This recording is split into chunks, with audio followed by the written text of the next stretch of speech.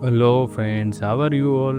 Hope you are doing great at various aspects of your lives. Welcome to another book review podcast by Team ThinkerViews. Today, we are going to talk about the second book in the Jack Reacher book series, which is titled as Die Trying. Do you think that the readers have the power to make an imaginary person alive? Of course, in the fictional world. Well, I think so. There are so many characters which are loved so much, possibly even more than their creator's imagination, and they became immortal. Be it Sherlock Holmes, Miss Marple, Hercule Poirot, Dr. Watson, James Bond, Batman, Spider Man, Superman, and the list is growing. Well, the list can grow longer and longer, but the point is, their popularity is a proof of the power of love, reading, and imagination. In recent years, the fictional character of Jack Reacher also got the fame that a real person can envy for. As said earlier, today we are going to talk a little about Die Trying, the second book in Jack Reacher adventure series, penned by Lee Child. Despite believing in the proverb, don't judge a book by its cover, a logical person cannot ignore the influence of a book cover in a remarkable number of book purchase and or read decisions. As you can see in the podcast cover, the cover page of the latest edition of Die Trying is really attractive. Of course, different editions of this book has a different cover, each reflecting the respective time, technology, and imagination of the respective designer. While the cover page doesn't actually represent the terrain quite properly, it can be considered as a match to one of the key scenes. The illustration of the protagonist in a snowy area actually reflects the tough time both the protagonists are going through in the first half of the book quite well. An interesting and eye catching cover page, I must say. Now, let us take a bird's eye view of the storyline. It seems to be just another day when Jack Reacher, a former military policeman, was walking on a street of Chicago. He found a lady who we came to know later as Holly Johnson with physical disability is needed some help, and he ended up offering her the same. The things took an ugly turn, and along with the lady, Jack also got kidnapped by unknown fellows. They were taken to some unknown location in the closed area of a truck.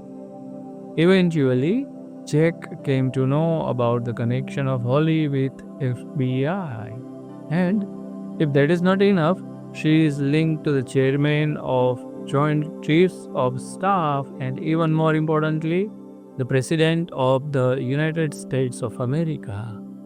Well, the former detail uncovered much later, we came to know about the kidnappers and their plan. Well, they want a leverage point in an upcoming situation to negotiate their demands.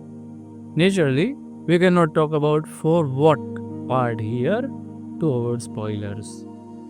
Obviously, the law enforcement agency started working on solving the case of Holly's kidnapping, and they came to a conclusion that Jack is one of the kidnappers.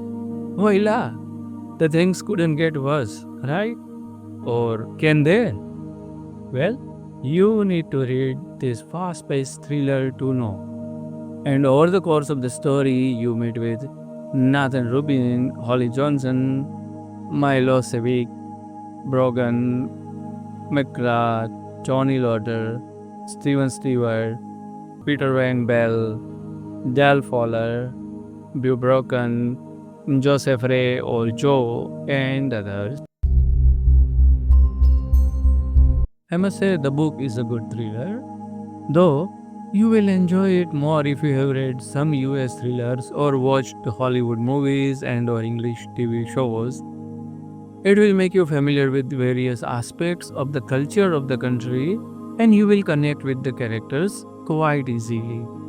Also, if you are an explorer of geopolitics and know how the big countries like USA plays their games, and have an impact on small countries around the world, the things will look even more familiar to you.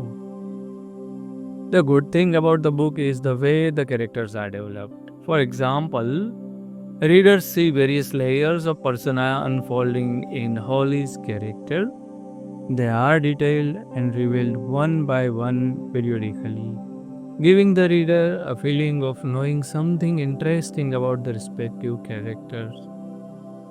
The way various routes and terrains are explored is worth mentioning. Actually, the journey of both Jack and Holly in the truck, escape from an animal stable, and the militia headquarters setup will make you feel watching a movie or TV series scene. Another aspect of the book I love is the way emotions are viewed in. We have seen that many thrillers keep this important aspect we humans crave for. Lee Child has done a good job infusing the same.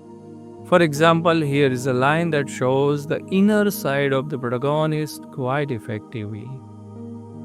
But it wasn't her eyes that were doing it to him, not her looks, or her intelligence, or her personality. It was her knee. That is what was doing it to him. Her guts and her dignity. The side of a good looking, spirited woman cheerfully fighting an unaccustomed disability seemed like a brave and noble thing to feature. The protagonist is very clear about his way of living. Quoting again from the book, "This is about me now, too. They made it that way. They were going to shoot me down. I have got a rule, Holly. People mess with me at their own risk. I try to be patient about it. I had a teacher once, grade school somewhere, Philippines, I think, because she always wore a big white hat. So it was somewhere hot. I was always twice the size of the other kids, and she used to say to me, count to 10 before you get made richer. And I have counted way past 10 on this one, way past." Dark humor finds its place in this thriller too.